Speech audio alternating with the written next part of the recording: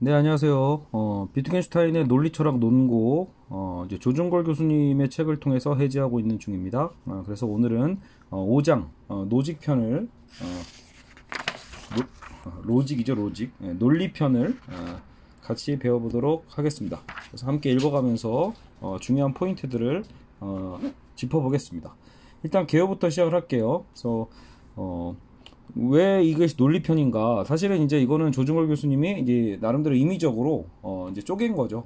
그래서 비트겐슈타인의 이제 이 논거 안에서 이제 4번 문장이거든요. 이 4번 문장을 상당히 상세하게 해설을 하고 계세요. 그래서 논리편이 끝나면 형상 개념이라고 해서 이 부분도 4장에 대한 내용이거든요. 그래서 4번 문장.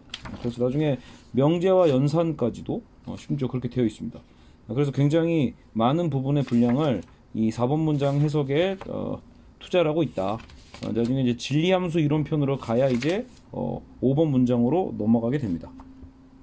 과연 이 수업이 계속될지는 역시 저도 미지수입니다. 다만 할 수 있는 만큼만 최선을 다해서 하도록 하겠습니다. 자, 이 장에서는 논리의 개념에 대한 탐구가 이루어진다라고 시작을 하고 있죠. 그래서 여러분 이제 논리는 무엇인가라고 했을 때 우리가 지금 세계를 언어를 통해서 얘기하고 있잖아요. 그렇죠? 지금 비트겐슈타인의 목적은 세계에 대한 이해는 언어를 통해서 하는 거예요. 근데 그 언어와 세계가 공유되는 어떤 지점이 있을 거란 말이에요. 그래야 뭔가 소통이 되겠죠. 바로 그 부분이 이 논리 형식이다라고 얘기를 하고 있습니다. 세계와 언어가 공유하는 표현의 어떤 형식, 그게 논리다라고 보는 거예요. 그래서 우리는 이 논리 형식을 통해서 세계와 언어가 만나게 되는 거죠. 우리가 언어라고 부르는 그것은 상당히 위험한 요소를 내포하고 있는데, 자, 이 얘기는 뭐냐면 언어 안에는 논리적 형식은 갖추고 있더라도 뜻이 있는 명제일 수는 없는 언어들이 안에 숨어 있다라는 거예요. 그러니까 언어의 어떤 논리적 체계를 갖고 있다고 해서 모든 것이 어떤 의미 있는 명제가 될 수 있는 건 아니다라고 얘기를 하는 거죠. 그래서 뜻을 가진 명제가 우리의 본연의 언어라면 어떤 문제도 발생하지 않겠으나 우리의 언어 안에는 뜻을 갖지 않은 명제가 있다라는 거죠. 그래서 언어는 사유를 위장합니다. 언어는 사유를 위장하고 뜻이 없는 명제들은 그게 뭡니까? 형이상학이나 신학이나 윤리학, 미학 등과 관련된 것들이고, 또한 보편 개념이나 인과율 등과 관련된 것들이다. 그래서 이런 것들은 뜻이 없는 명제들이다 라고 얘기를 하고 있습니다. 그렇기 때문에 비트겐슈타인이 말하는 언어 비판이라는 건 이러한 언어를 언어의 세계에서 여기서의 구축은 쫓아내다예요. 쫓아내기 위한 거죠. 예.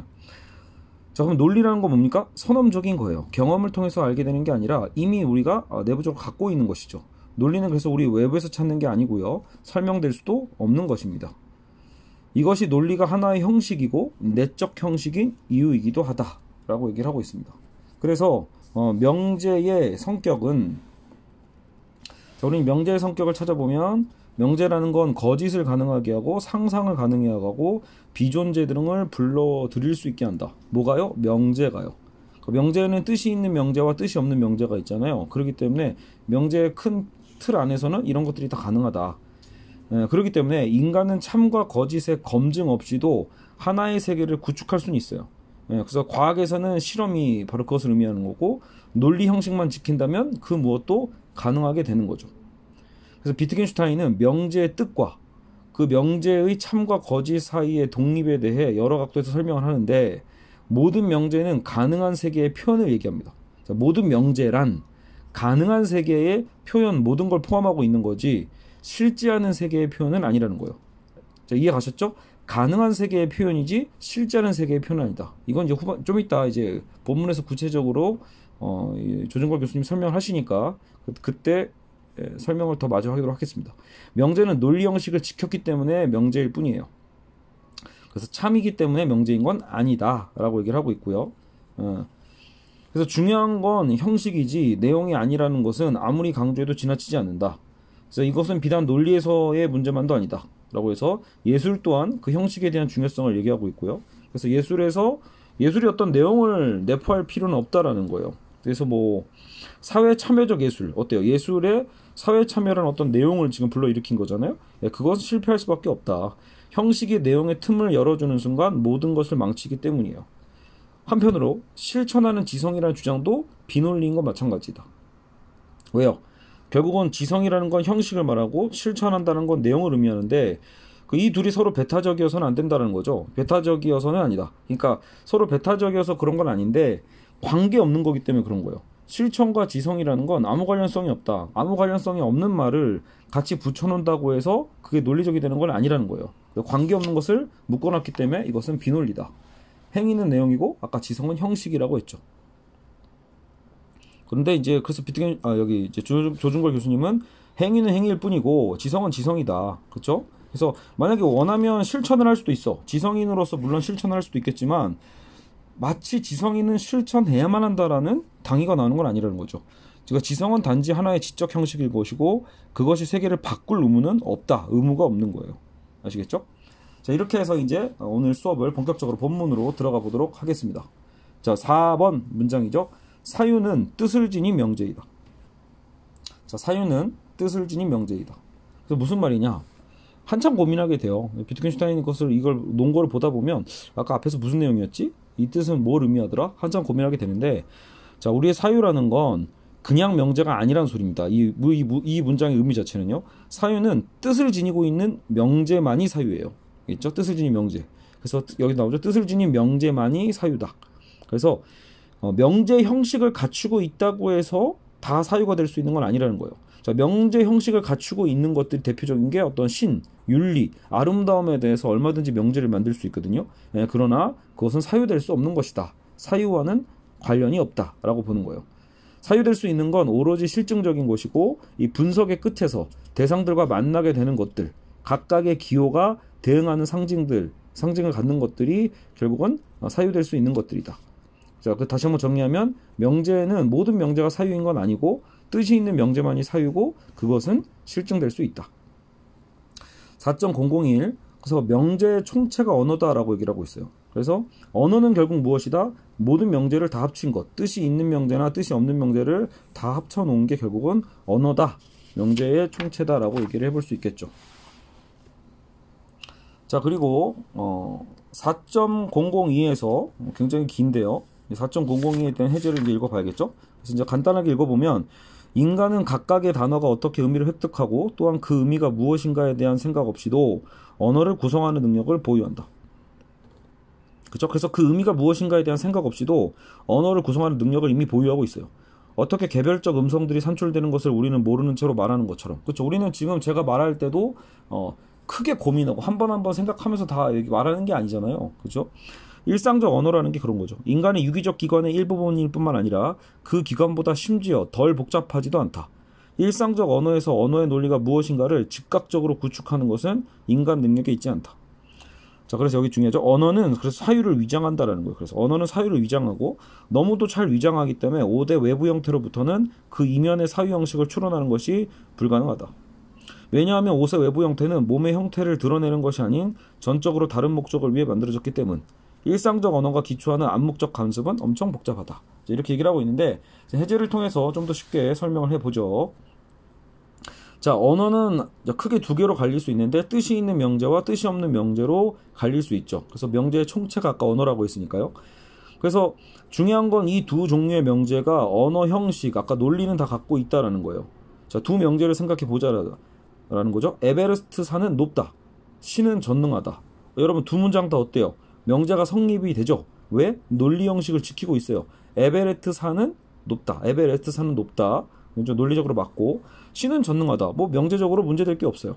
이 두 명제 모두 결국은 이런 거와는 다르죠. 하마는 마리아나 해구이다.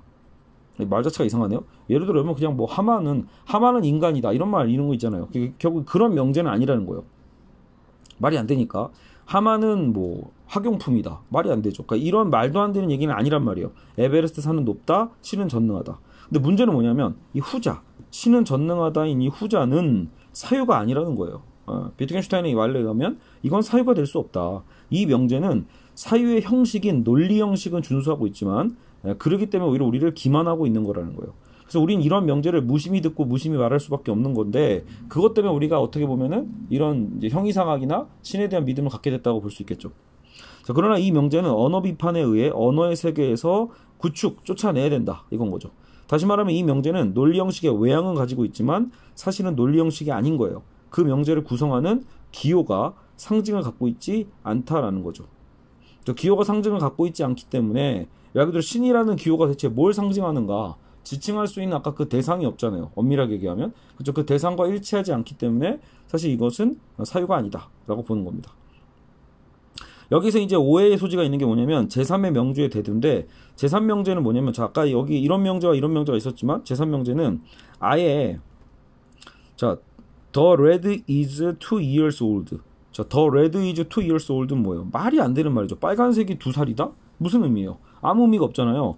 그러니까 이 문장은 논리 형식을 지키지 않았죠. 그래서 명제 자체가 아닌 거예요. 논리 형식을 안 지켰죠. 반면에 또 이것은 위에 하마는 마리아는 해구이다 같은 종류의 문장과 같다. 그래서 이러한 명제는 오히려 자 이런 말이 안 되기 때문에 유예할 수가 없다라는 거예요. 이거는 어차피 이런 말하면 우린 정신병원에 유폐되죠. 말도 안 되는 얘기를 하니까. 그러니까 논리 형식이 결여되어 있는 것은 어차피 문제될 것이 없기 때문에 기만당할 일이 없다라고 생각할 수 있습니다. 자, 그래서 요약하면 다음과 같다. 1군의 명제는 논리 형식을 위장하지만 사실은 그것을 결한 경우고 이것이 비실증적 명제이며 말해지지 말아야 할 것이다 가 되는 거죠. 말해지지 말아야 될 것이 말해지고 있기 때문에 이제 문제가 되는 거예요. 그래서 이 명제들은 언어 비판에 의해 언어의 세계에서 구축되어야 된다. 자, 또 다른 명제가 있는데 실증적이긴 한데 논리 형식을 결한 경우 아까 그 하마 얘기가 이런 거죠. 그래서 위에 자주색은 3살이다와 같은 명제가 거기에 속하는데 이 명제 역시 논리 형식을 가지고는 있어요. 근데 거짓 논리 형식이죠. 논리 형식은 논리 형식인데 틀린 거. 그런데 이 명제는 위험하진 않다. 거기에 실증적 기호들이 기호는 실제로 존재하는 것들이죠. 자주색, 뭐 3살 이런 게. 근데 이것이 논리적이지 않은 명제임을 즉각 알려주기 때문에 오히려 틀린 게 바로 드러나기 때문에 위험하지 않다라는 거예요. 그래서 이런 말도 안 되는 얘기는 우리 삶을 기만하지 않지만 오히려 논리 형식을 위장하면서 말하는 뜻이 없는 명제야말로 위험하다. 그게 이제 형이상학이라는 거죠. 알겠죠? 자, 그래서 논리 형식은 누누이 얘기하는 바 우리 자신이다. 논리 형식이라는 것은 결국 우리 안에 선언적으로 들어있는 형식 그 자체, 형식의 다름 아니다 라고 다시 한번 얘기를 하고 있습니다. 일상적 언어는 유기체로서의 우리의 일부이고 심지어 그 유기체 전체라고 볼 수 있습니다. 말해진 바대로 언어의 논리는 우리 자신이기 때문에 우리가 그것을 볼 수는 없습니다. 여러분 우리가 내 눈으로 세계를 보지만 우리가 우리 눈 자체는 볼 수 없는 것과 같은 논리예요. 그래서 우리가 논리를 통해서 언어를 구성하지만 우리는 논리 그 자체를 볼 수는 없다. 자, 그래서 언어 형식은 곧 우리 자신이고 우리는 그 바깥에 있을 수 없다라는 것. 언어는 물론 사유일 수 있다. 그러나 사유가 아닌 언어도 있다라고 방금 얘기했죠. 그렇지만 우리는 이것을 구별해내는 게 거의 불가능하다라는 거예요. 오세 형식은 몸의 형식을 감추기 위해 작동하는 것이지 그것을 드러내기 위해 작동하는 것은 아니기 때문이다. 일상적인 언어의 소통은 관습에 지배받는 것이지 논리에 지배받는 것이 아니다라는 거예요. 일상적 언어의 소통은 관습에 지배받고 있고 논리에 지배받고 있지 않다. 이것이 우리의 언어의 잘못된 점이고 우리가 언어를 비판받아야 하는 이유이다. 우리 언어가 그런 문제가 있다라는 거죠. 자, 그래서 우리의 언어는 온갖 형이상학과 윤리적 명제, 종교적 교의로 뒤덮여 있다라고 보고 있습니다. 그래서 이것을 걸러내고 잘라내는 게 이제 비트겐슈타인의 이 초기 논리 철학 논거의 가장 큰 주제 중에 하나인 거죠. 자, 그래서 인간에게 가치 있는 역사는 이 사유를 위장하는 언어와의 투쟁의 역사였고 이러한 언어가 곧 억압적이라는 거예요. 윤리적인 명령으로 우리에게 다가오고 신앙의 교의로 민족주의의 광기로 나온단 말이야. 근데 이런 것들은 다 뜻이 없는 명제고 공허한 의미다. 그러니까 공허한 의미가 근데 상당히 우리에게 큰 영향을 미치고 살아가잖아요. 우리가 지금 이 코로나 사태에서도 이 정광훈이라는 어떤 종교 지도자의 어떤 역할이 상당히 어때요? 수많은 사람들을 종교의 광기로 몰아세운단 말이에요. 그러니까 이런 부분에 대해서 특히나 더 비트겐슈타인이 아마 비판하는 지점이 있을 거다라는 거죠. 뜻이 없는 명제 같고 그 공허한 의미로 다시 사람들을 광기로 치닫게 만드는 정작 또 그 힘은 있다라는 거죠. 우리의 오랜 언어 관습은 상징 없는 기호를 그동안 허용해 왔는데 비트겐슈타인은 면도날을 작동시킨다. 오컴의 면도날 얘기하는 거예요. 잘라내는 거죠. 언어의 세계에서 뜻이 없는 명제를 결국은 잘라내고 제거하고자 하는 것. 그것이 비트겐슈타인의 언어 비판입니다. 자, 여기까지 이해 가셨죠? 4.003 철학적 작업에서 발견되는 대부분의 명제와 같은 질문들은 거짓이 아니라 단지 그래서 난센스가 되는 거예요. 그래서 거짓이 아니라 난센스다. 결과적으로 우리는 이런 종류의 질문에 대답할 수가 없는 거예요. 난센스기 때문에. 단지 그것을 난센스라는 것만 지적할 수 있는 거고, 철학자들의 대부분의 명제 질문들이 우리의 언어 논리를 이해하는 데서의 실패에서 발생하는 거예요. 자, 그것들은 선이 미보다 더 단일함을 갖느냐 혹은 그렇지 않느냐 같은 류에 속한다. 그러니까 의미 없는 질문이라는 거예요. 선과 미를 비교하는 것 자체가. 자, 그래서 결국 비트겐슈타인은 주체를 지닌 것으로서 형이상학을, 철학에서 가장 중요했었던 그동안 주류 철학에서 중요했던 형이상학을 철학 세계에서 이제는 몰아내려고 한다. 구축한다. 드라이브 아웃. 그래서 플라톤, 아우구스티누스, 데카르트, 칸트, 헤겔 등에 의해 제기됐던 어떤 실제론, 학적 명제와 질문들을 몰아내겠다라는 거죠.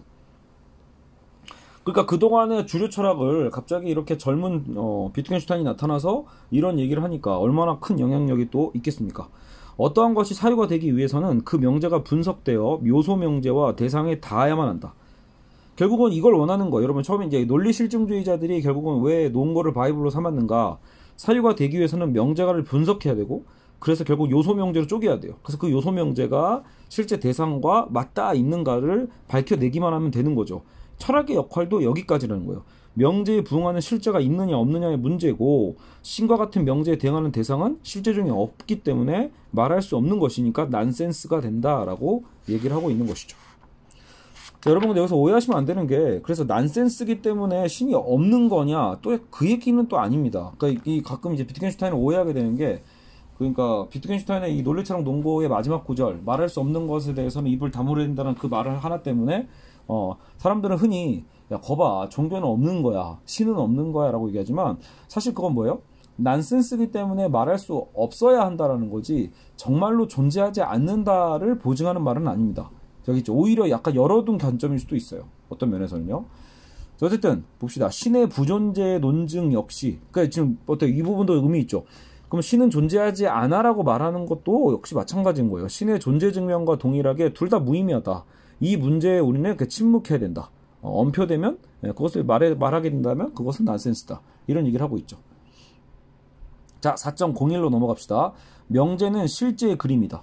저기 명제라는 건 계속 우리가 명제를 통해서 우리가 실제를 만약에 보는데, 명제는 결국 실제를 드러내는 그림인 셈이에요. 그래서 명제는 실제의 그림이고, 명제는 우리가 상상하는 바에 실제의 모델 역할을 한다. 자, 근데 실제라는 건 사실은 뭐다? 우리가 말하는 이 실제라는 것은 사태의 존립과 비존립인데, 자, 그래서 우리가 명제를 보면서 이것은 어떠한 세계를 기술하고 있는 거구나 라고 상상을 하게 되거든요. 그때 기술되는 세계가 곧 실제가 되죠. 중요한 것은 명제는 그 자체로서 가능한 실제를 전제할 뿐이지, 명제는 그 자체로서 가능한 실제를 전제하는 거지 참인 실제를 전제하는 건 아니다. 자, 아까랑 같은 의미입니다. 그 명제라는 건 뜻이 없는, 그쵸? 그 의미에 대해서도 결국은 명제로서 쳐주기 때문에 결국은 참인 실제를 전제를 하고 있지는 않다라는 것. 명제는 단지 실제의 한 모델일 뿐이다 라고 얘기하고 있죠. 자, 4.011 하나의 명제, 그래서 예를 들면 인쇄된 페이지에 전개되는 것과 같은, 자, 여기도 이것도 다 인쇄된 페이지죠. 첫눈에는 그 명제와 관련된 실제의 그림으로 보이지는 않는다. 그렇지만 쓰여있는 음표 역시 첫눈에는 한편의 음악의 그림 같지는 않다라는 거와 같은 논리라는 거예요. 그래서 모든 것은 투사의 규칙이다. 프로젝션, 투사. 그래서 악보라는 것도 어때요? 결국은 악보도 연주될 때 의미가 있거든요. 실현되는 음악과 무엇인가를 결국 공유하게 되죠. 악보도. 어떤 형식에 따라서 악보는 형식에 따라 연주로 변하게 되는데, 이 형식이 바로 투사 규칙이다. 마찬가지로 명제와 세계라는 것도 그러하다는 거죠. 세계를 그려내는 명제, 악보가 있는 것처럼 공유하는 거고, 둘은 형식을 공유한다. 명제와 세계는요. 근데 그 형식은 내적인 것이고, 아까 논리라는 게 그랬죠. 나의 명제가 나의 세계에 그래서 전부다. 이런 얘기가 나옵니다. 명제라는 그림을 통해서 우리는 하나의 세계를 투사하는 거고, 우리는 이 세계 속에 살고 있잖아요. 그래서 나의 명제가 나의 세계의 전부다 라고까지 표현을 하고 있습니다. 자, 명제와 명제의 기호에 대해서 이제 살펴볼 때가 되었는데, 자, 아까도 악보 자체가 명제가 아니라 연주된 것이 명제죠. 악보 자체를 명제라고 하지 않고 연주된 것이 명제다. 따라서 명제 역시도 물질성을 갖고 있어요. 각각의 연주된 음악은 각각의 오히려 명제 기호라고 볼 수 있어요. 여러 방식으로 연주할 수 있으니까요. 자, 악보가 있어요. 그 악보를 피아노로 할 수도 있고 바이올린으로 할 수도 있고 뭐 첼로로도 연주할 수 있잖아요. 그러니까 그런 각각의 연주된 음악은 각각의 명제의 기호가 될 수 있겠죠.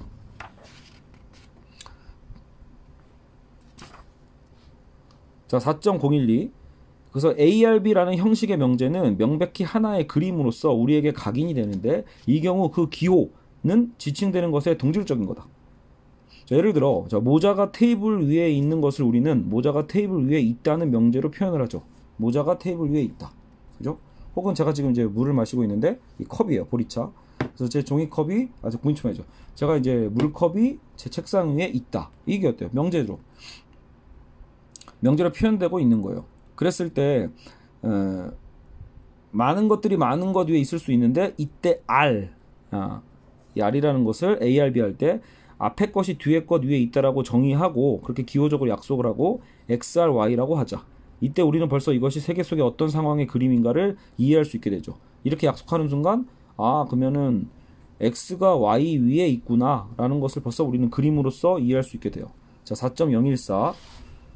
자, 그래서 측음기 레코드, 음악적 개념, 악보, 음파 등등은 언어와 세계를 묶는 것과 같은 묘사의 동일한 내적 관계에 있다 라고 얘기를 하고 있는데, 자, 이 연명에서 가장 중요한 건 내적 관계의 의미고요. 이건 점프하시고 소시르가 잠깐 등장했네요. 소시르에게서 시작된 일반 언어학, 공시 언어라고 할 만한 주요 주제도 결국 주제와 변주의 문제인데, 자, 세계의 요소와 언어의 요소가 1대1 대응한다는 것은 세계와 언어가 맺고 있는 관계의 하나의 측면이지 전적인 측면도 심지어는 우선적인 문제도 아니다.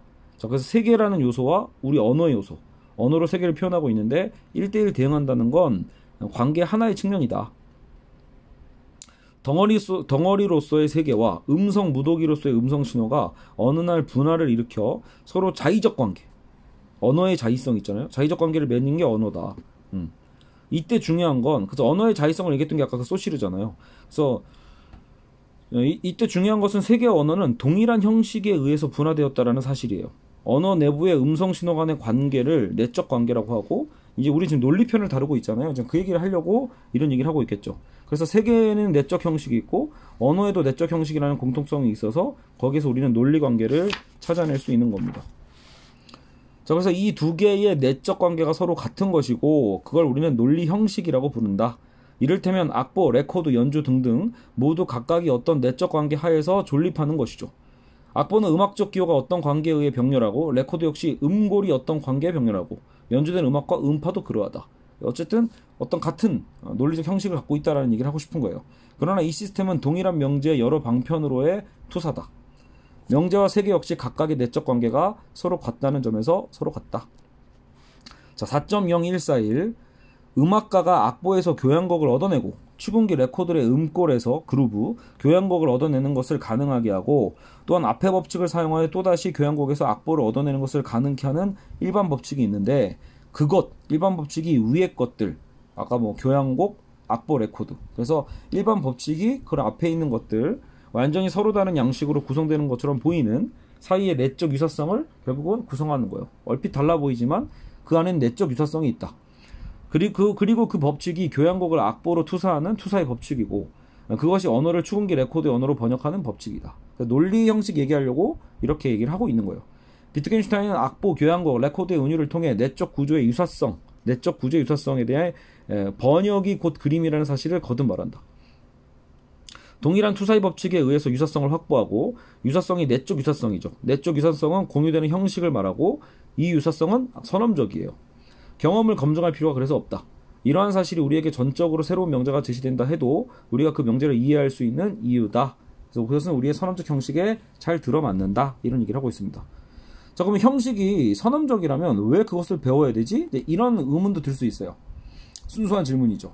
형식이 선언적이야. 그럼 선언적이라는 건 이미 우리가 다 경험하지 않아도 알고 있다라는 건데 그걸 왜 배워야 돼? 이런 얘기를 할 수 있는데, 이것은 사실은 이제 데카르트의 어떤 합리론, 이성주의를 얘기할 때도 들 수 있는 그 의문이거든요. 그랬을 때 선언의 의미에 대한 잘못된 이해다, 그런 건. 그러니까 자, 여러분 보세요. 본능을 행사하기 위해서는 뭐 한다? 연습이 필요하다. 그래서 여러분 짐승들도 연습을 하는 거예요. 선언적으로 이미 갖고 있는 능력들이 있지만 그렇다고 해서 바로 그것을 할 수 있는 게 아니죠. 그리고 훈련을 통해서 할 수 있는 거란 말이에요. 연습. 내재한 잠재적인 것을 표출할 수 있는 그런 거죠. 능력을 행사시키기 위해서 우리는 연습을 하는 거고, 결국 선언이라는 건 가능성을 의미하는 겁니다. 지식은 경험 이전에 오는 것이 아니라 경험과 더불어서 결국은 오는 것이다. 지식은 경험 이전에 오는 게 아니라 한편으로는 경험과 더불어 오는 거니까, 사실상 이제 이 얘기는 위트겐슈타인은 어쨌든 경험론자에 가깝거든요. 그러니까 그럼으로써 선험성을 얘기한다고 해서 이성론으로 가고자 하는 게 아니에요. 경험과 더불어서 오는 거니까 연습이라는 건 경험이죠. 자, 4.01 하나의 명제는 실제 하나의 그림이다. 왜냐하면 내가 어떤 명제를 이해한다면 나는 그 명제가 표상하는 상황을 이미 알고 있는 거죠. 나는 또한 그 명제의 뜻이 내게 설명되지 않음에도 명제를 이해한다. 자, 그래서 실제, 리얼리티는 앞에서도 자세히 말한 대로 사태의 존립과 비존립을 모두 포함하고 있는 게 실제고, 하나의 명제는 실제 중 어느 것이든 묘사할 수 있어요. 존립하는 실제든 비존립하는 실제든. 자, 이게 무슨 말이냐면 사례가 훨씬 더 명확해요. 자, 비가 내린다라는 명제가 있어요. 비가 내린다고 명제가 있고 이거는 실제에 대한 표현이지만 비가 내리지 않는다라는 것도 실제의 표현이라고 볼 수 있거든요. 결국 명제가 실제를 묘사한다고 할 때 참이 명제를 의미하는 건 아니라는 거예요. 비가 내린다, 비가 내리지 않는다. 지금 정작 참이라는 건 뭘 의미하죠? 정말로 지금 우리 밖에 나갔을 때 비가 내리고 있어야 돼요. 명제는 단지 참의 가능성을 지니는 실제를 묘사하는 거다. 참의 가능성, 비가 내릴 수 있는 가능성, 내리지 않을 가능성. 실제는 이를테면 비와 같은 것이고, 알겠죠?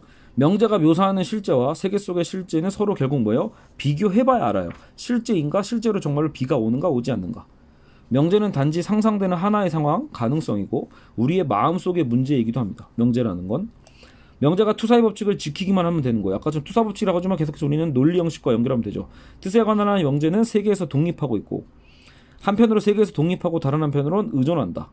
자, 되게 모순적인 표현인데 뜻에 관한 명제라는 게 세계에서 독립하기도 하고 의존하기도 한다. 왜 그러냐? 자, 독립적인 측면에서는 명제의 뜻이라는 건 세계의 실제와 비교될 필요 없이 존립한다는 점.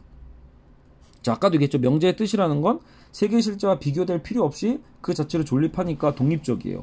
근데 한편 또 왜 의존적이다? 명제가 되기 위해서는 먼저 세계와 어떤 내적 유사성, 최소한 논리는 갖고 있어야 되거든요. 내적 유사성을 지니는 논리 형식을 공유해야 한다는 점에서는 독립할 수는 또 없다. 그래서 이런 부분에서 의존적인 거죠. 자, 4.02 명제는 뜻을 보인다. 명제는 만약 그것이 참이라면 사물들이 어떻게 존립하는 것을 보여야만 하죠. 아까처럼 매칭해야 되는 거니까. 명제는 실제를 기술하지만 그것은 단지 기술일 뿐인 거고. 명제는 그 자체가 참이거나 거짓이 되진 않는다. 알겠죠? 만약 그렇다면 상상이나 거짓은 소멸하게 된다. 이렇게 얘기하고 있고요. 4.023 자, 명제는 우리가 그 명제에 대해 그렇다 혹은 아니다라고만 말하면 되는 수준으로 실제를 확정한다. 실제는 따라서 명제에 의해 완전히 기술되어야 되고요. 명제는 사실의 기술이에요. 대상에 대한 기술이 대상의 외적 속성에 의해 그것을 기술하듯이 명제는 그 내적 속성에 의해서 실제를 기술한다. 명제는 논리적 비계의 도움으로 세계를 구축한다. 따라서 우리는 명제 속에서 만약 그 명제가 참이라면 실제에 의해 소유되는 모든 논리적 모습들을 실제로 알 수 있게 되고요. 우리는 거짓 명제에서도 결론을 추론해낼 수 있다. 4.023 이렇게 얘기하고 있습니다. 자, 물 잠깐 마시고요. 자, 명제의 성격과 그 정의에 대한 위트겐슈타인의 중요한 언급이 나오고 있는데 명제는 간단히 말해 참과 거짓을 구분할 수 있는 언명이라고 정의가 돼요. 자, 그러나 자, 명제의 참과 거짓의 판명 기준이 무엇인가? 그것은 실제, 아까 실제로 비교를 해야 되는 거죠. 누군가가 비가 온다고 말했을 때 이 명제는 비가 내린다, 강우가 있다 등등으로 자, 비가 온다라는 말은 다른 표현으로 쓸 수 있죠. 비가 내린다, 강우가 있다 등등으로 말해줄 수 있는데 이 세 개의 언명 모두 명제로서는 하나의 명제를 의미해요. 하나의 명제인데 이것들은 제각각 다른 명제 기호를 갖고 있죠. 그러니까 명제 기호로서는 세 가지로 나왔어요. 자, 그래서 언급된 명제와 명제 기호에 대한 구분을 먼저 확고히 한 다음 명제의 참 거짓이 어떻게 결정되는지를 살피면 되는데 명제는 애매할 수 없다. 그것은 참이든지 거짓이든지 결국은 둘 중에 하나다. 물론 실제와 비교될 필요가 없는 명제들도 있다. 자, 이거는 예외 상황이에요. 현실에서는 분명히 명제는 애매할 수 없고 참이거나 거짓이어만 하는데 그러지 않은 것들이 있는데 바로 논리적으로 비가 오거나 오지 않거나는 항상 참이에요. 그렇죠. 여러분 이 말 자체가 현실적으로 이거는 좀 의미가 없는 말일 수 있죠. 밖에는 비가 오거나 오지 않을 수 있어. 이런 말 자체는 좀 말이 안 돼 보이지만 논리적으로는 충분히 이거는 참이에요. 항상 참이인 거죠. 틀릴 수가 없는. 그리고 비가 오고 오지 않는다는 항상 거짓이 돼요. 이거는 모순이 되니까요. 결국은요. 비가 오고 있어. 근데 오지 않아. 말이 안 되죠. 항상 거짓이에요. 그래서 우리는 전자를 항진명제, 항상 진리여서 그런 것 같아요. 항진명제, 그리고 뒤에 거 비가 오고 오지 않는다는 모순명제라고 부른다. 이러한 명제들을 논리명제라고 불러요.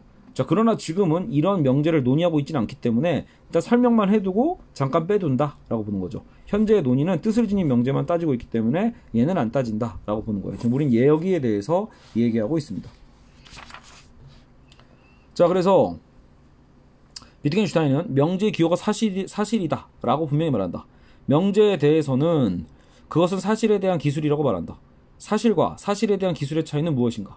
그것은 위에서 예를 든 바와 같이 사실은 단일하게 확정된 언명이고 사실에 대한 기술은 동일한 뜻을 나타내는 모든 언명에 해당하는 것이고 이것이 곧 명제이다. 해서 구분을 하고 있습니다.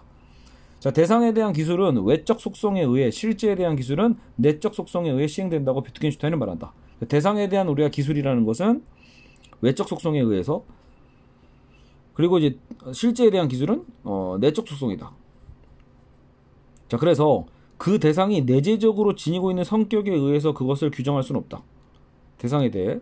왜냐하면 세계는 사물의 총체가 아니라 사실의 총체이기 때문이죠. 우리 이거 1장에서 나왔던 거잖아요. 세계는 사물의 총체가 아니라 사실의 총체니까 내재적으로 지니고 있는 성격에 그걸 규정해서는 안 된다. 그래서 그것은 경험의 대상이고 그것에 대한 상설에 의해 모습을 드러낼 뿐이니까 이것은 아까 그런 외적 속성, 외적 묘사에 의해서 모습을 드러내는 것이죠.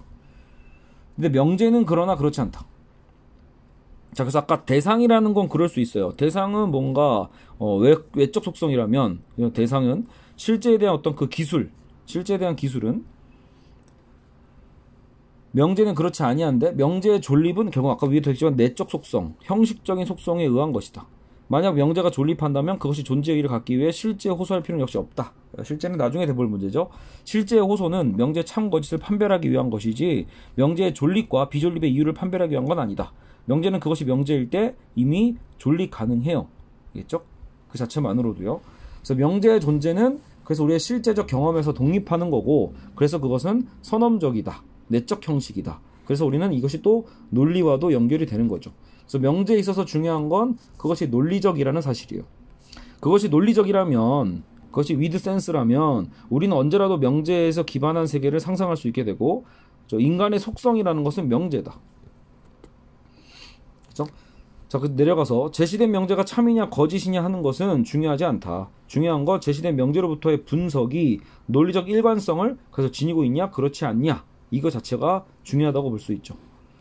자, 물질적 속성의 뜻을 지니지 않지만 명제로 작동하는 것들이 있긴 있다. 아까 얘기했던 그 논리 명제 있죠. 물질의 속성은 갖고 있지 않지만 명제로 작동은 하는 것들이 논리 명제고, 아까처럼 비가 오고 바람이 분다 라는 명제를 언급했다고 할 때 비가 오거나 바람이 분다라고 추론할 수 있다.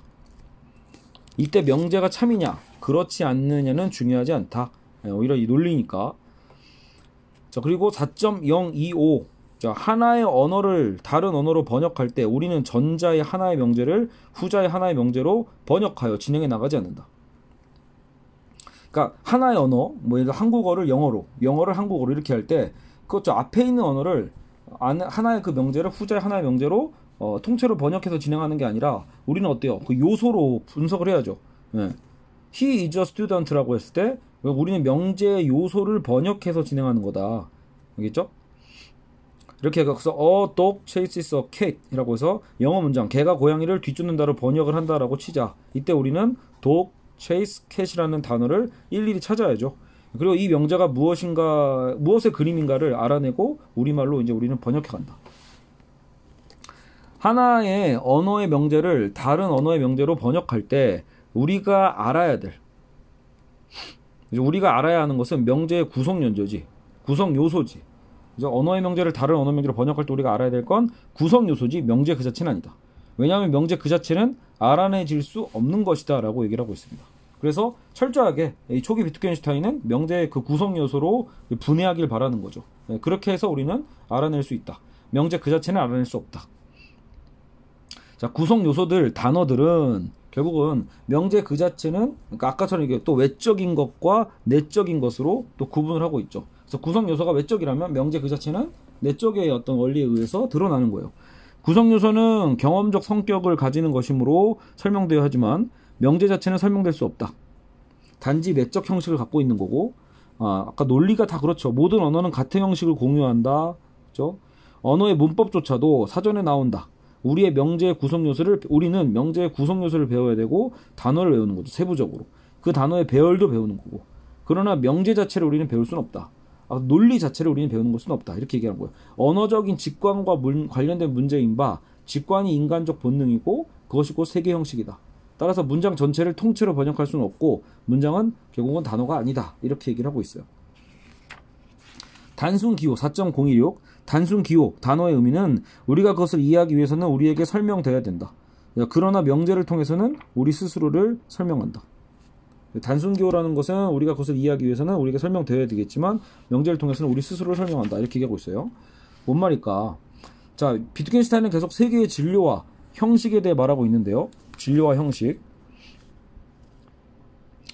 자, 그래서 영어를 처음 배우는 아이가 개가 고양이를 쫓아간다라는 이 문장에서 dog, chase, cat을 설명드려야 하는 문장을 이해할 수 있다고 앞에서도 얘기했죠. 그러나 이 문장이 그 세 개의 구성 요소에 의해 어떻게 뜻을 가지는가는 설명될 수 없다. 그쵸? 왜 꼭 그것이 독이어야 되고 왜 쫓는다가 꼭 체이스여야 되고 왜 고양이는 캣이어야만 하는가 설명될 수 없어요. 그 독특한 형식은 결국은 뭐예요? 논리이고 내재적이고 우리 자신인 거예요. 그래서 언어의 형식이 곧 논리이고 논리는 곧 우리 자신이다. 명제를 통해 드러나는 건 우리 자신이다. 그러니까 혼란을 제거하자. 자, 그것은 문법과 논리의 혼동을 제거하자라는 거예요.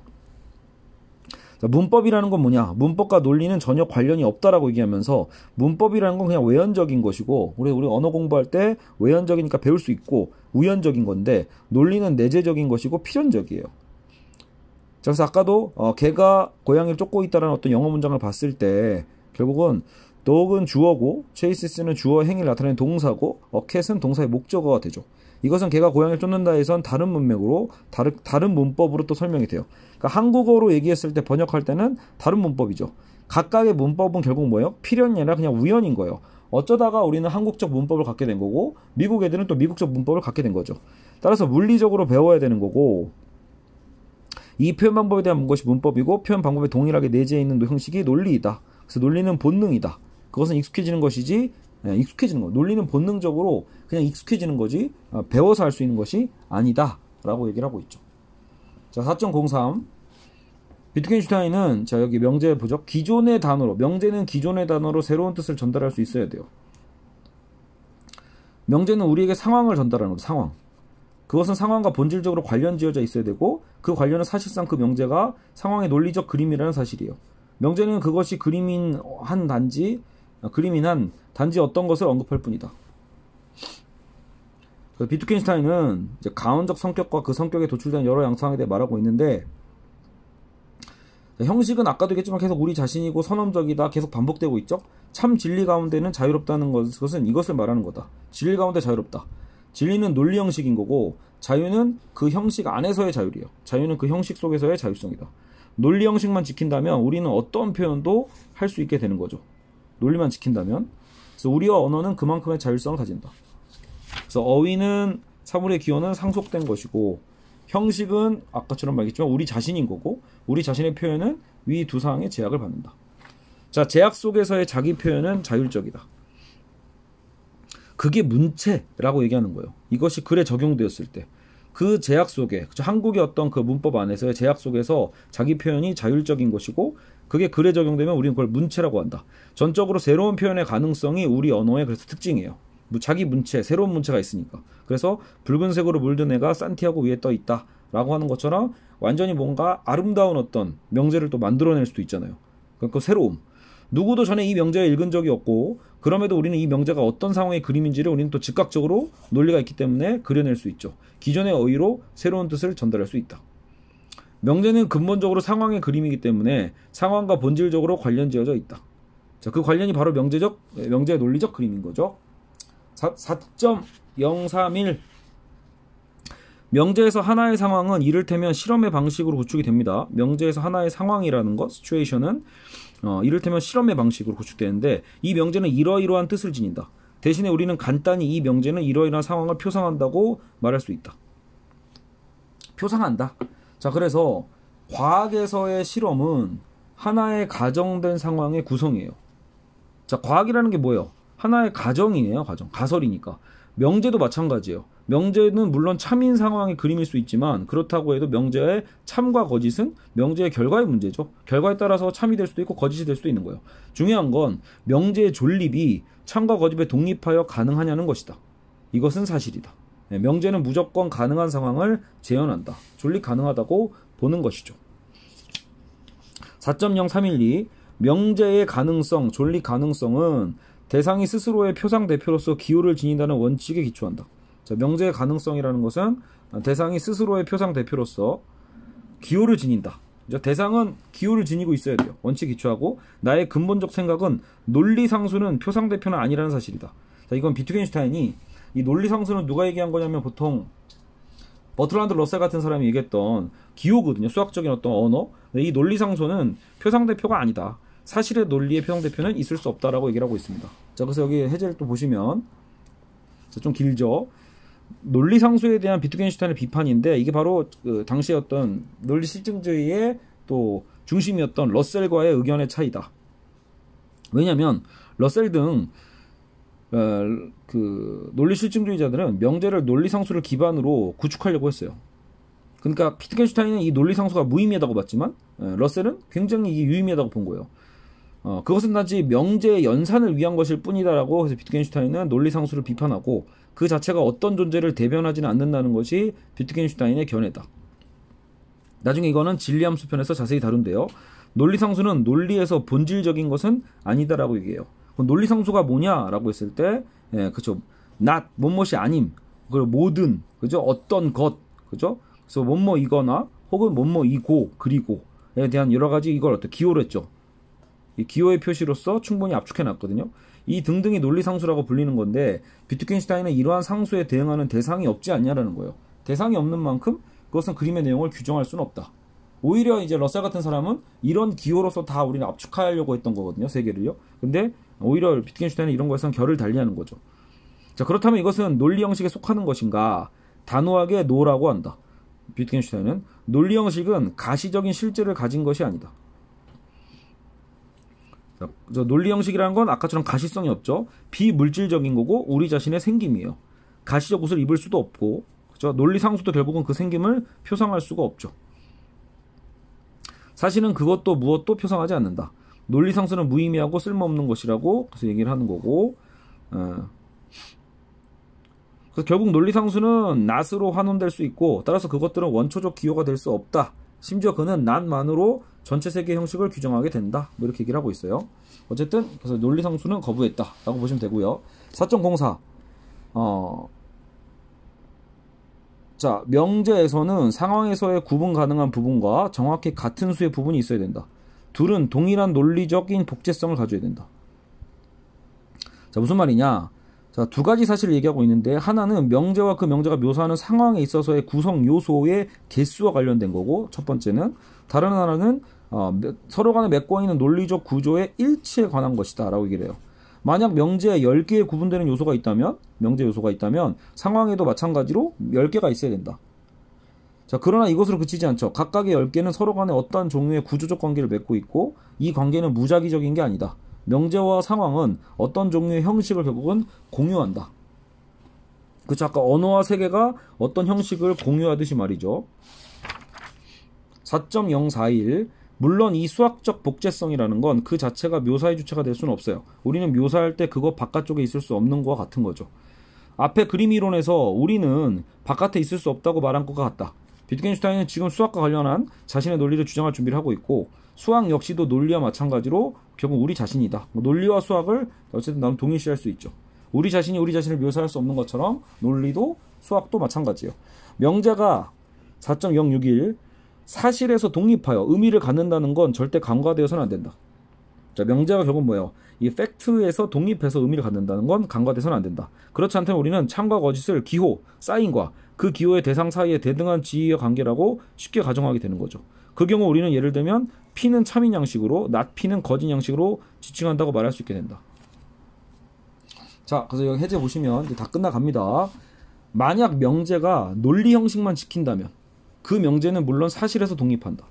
자, 자, 만약 명제가 논리 형식만을 지킨다면 명제는 사실에서 독립해요. 이 명제는 이 명제의 논리만 따라가게 되는데, 예를 들어 비가 오고 눈이 온다 라고 하자. 이때 여기에서 비가 오거나 눈이 온다는 논리적 귀결이 나올 수 있다. 실제로 지금 비가 오거나 눈이 오는 것은 명제와 관련하여, 논리와 관련하여 나름의 중요성은 가지지 못한다. 자, 만약 명제 P가 참만을 지칭하고 나 P가 거짓말을 지칭한다고 하면,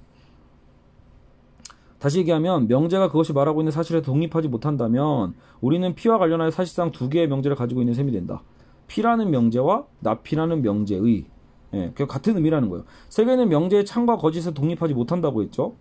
특정한 지칭 양식이 명제를 참이 되게 하고 다른 어떤 지칭 양식이 그 명제를 거짓으로 만든다면 이것은 매우 이상한 결과다. 예를 들어 포커 게임을 할 때 세 개의 카드가 먼저 주어지고 그중 두 카드를 열어놔야 한다고 하자. 이때 낮은 숫자의 카드 두 장을 열어놓으면 반드시 이긴다고 생각하는 어떤 이상한 포커꾼이 있어요. 요행같이 우리는 이 사람이 얼마나 우스꽝스러운 생각을 하고 있는지를 언제라도 말할 수 있게 되는 거예요. 우리는 그 사람에게 말해줄 수 있죠. 여보세요, 당신의 카드를 여는 그 양식은 당신 게임의 승패와는 아무 상관이 없어요. 카드 여는 방식은 카드의 승패에서 독립한 거니까. 근데 그 독립된 형식을 갖고 낮은 숫자의 카드 두 장을 열어놓으면 반드시 이긴다고 믿는 것 자체가 어리석음인 거거든요. 그처럼 특정한 지칭 양식이 그 명제를 참이 되게 하고 다른 어떤 지칭 양식이 그 명제를 거짓으로 만든다면 매우 이상한 거다라고 얘기하고 있죠.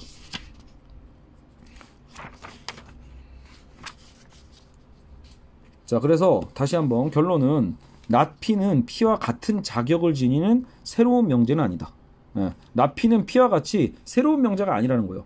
not P와 P는요. 결국은 그 둘은 하나의 명제라고 볼 수 있어요. 단지 존립하고 있느냐 그렇지 않느냐의 문제죠. 비가 오냐 비가 오지 않느냐, 존립이냐 비존립이냐의 문제이지 사실상 명제로서는 같다라고 보고 있어요. 단지 전자 비가 온다라는 건 존립할 뿐이고 비가 오지 않는다는 비존립할 뿐이다. 자, 이때 그래서 세계는 나의 의지에서 독립하지 못한다고 얘기하고 있는데, 자, 놀라운 건 과학법칙, 우리가 인과율이라고 얘기하는 것, 과학법칙에 대한 탐구도 참이되는 지칭 양식의 추구와 같다는 사실이다. 그러니까 과학자들은 어떤 특정한 억명이 참이되는 지칭 양식일 수 있다고 믿는다. 이러한 명제의 발견이 과학의 목적이죠. 이것은 그러나 주술적 탐구에 불과하다고 얘기를 합니다. 그리고 결국은 비트겐슈타인은 과학적 사고방식에 대한 비판도 명확하게 하고 있는 셈이에요. 그러니까 과학자들도 결국은 나름의 어떤 목적을 갖고, 그죠? 명제의 어떤 발견을 하고자 하는 참이 되는 어떤 지칭 양식을 추구해서 그런 것들은 일종의 믿음이란 말이에요, 결국은요. 인과관계에 대한 믿음이 결국은 미신이지 않겠냐. 중요한 건 참이 되는 어떤 특정한 지칭 양식이라는 것은 없다는 사실이다. 명제는 그 자체로는 참도 거짓도 아닌 거고 참이나 거짓으로 드러나는 명제가 있을 뿐이다. 아까처럼 항진 명제나 모순 명제를 제외하고요. 자, 4.0621. 자, 이제 마지막 장으로 가고 있습니다. P와 not P가 같은 것을 말할 수 있다는 사실은 중요하다. 왜냐하면 이 물결 표시 not이라는 기호에 대응하는 어떤 것도 실제는 없다는 사실을 보이기 때문이다. 명제에 있어 부정, 네거티브였죠. 부정의 발생은 그 명제의 뜻을 정하는 정도로 충분하지는 않다. 그죠? 명제 P와 not P는 상반된 뜻을 가지지만 결국 단일하고 동일한 실제가 그 둘에 대응한다 라고 얘기를 합니다. 비트겐슈타인은 그래서 분석 철학의 난제 중 하나인 부정에 대한 자신의 해명을 밝히고 있고, 그죠? 자, 먼저 P와 not P는 동일한 사실이고 동일한 실제라는 것을 이해하는 게 중요합니다. P와 not P의 관계는 대수에 있어서 X와 not X가 같은 게 아니다라고 얘기하는 거예요. 이 대수에 있어, 대수학에서 얘기하는 X와 not X가는 대수에서는 분명히 다른 거잖아요. 2랑 마이너스 2는 다른 것처럼. 그러니까 그런 원리가 아니라는 거예요. 대수에서는 5에 대해서 결국 마이너스 5를 대비시키겠지만 지금 논리에서 말하는 P와 not P라는 것은 오히려 5에 대해서 0을 대비시킬 거다라고 본 거죠. 5와 5가 아닌 것에 대한, 실제는 실제가 있고 그 실제는 발생할 수도 발생하지 않을 수도 있어요. 그렇죠. 세계에는 여러분 실제가 있는데 발생할 것인지 발생하지 않을 것인지, 그렇죠, 가능성으로 있죠. 예를 들어 비가 내린다는 실제라고 합시다. 세계에는 반드시 이것이 있어야겠죠. 왜냐하면 있기 때문에. 그러나 현재 비가 내린다일 수도 있고 비가 내린다가 아니다일 수도 있어요. 그죠? P일 수도 있고 not P일 수도 있죠. 이 두 명제는 B라고 하는 동일 대상 혹은 동일 실제에 결국은 대응하고 있다라는 거죠. 정말로 그렇죠. 이렇게 예시로 듣다 보니까 P와 not P가 왜 동일할까 되게 의문스러웠는데 하긴 B라는 존재로 생각해 본다면 그럴 수 있죠. 자, 그래서 세계에 있는 것은 대상뿐이에요. 그 총체가 기저이고, 아까 우리 원자적 사실이라고 처음에 첫 부분에 우리 배웠었잖아요. 이거 오늘 수업 말고요. 아토믹이라고 했던. 그래서 혹은 그걸 사태라고도 표현해요. 번역할 때 사태라고 말할 때도 있고 원자적 사실이라고 표현할 때도 있는데, 세계에 있는 것은 대상뿐이고 그 총체가 기저고 substance, 이것으로 세계의 한계는 정해진다. 이때 중요한 건 세계의 뜻이고, 그 뜻은 그 기저가 관계지어 놓은 형식 가운데 있는 거예요. 형식. 오늘 우리가 얘기한 논리.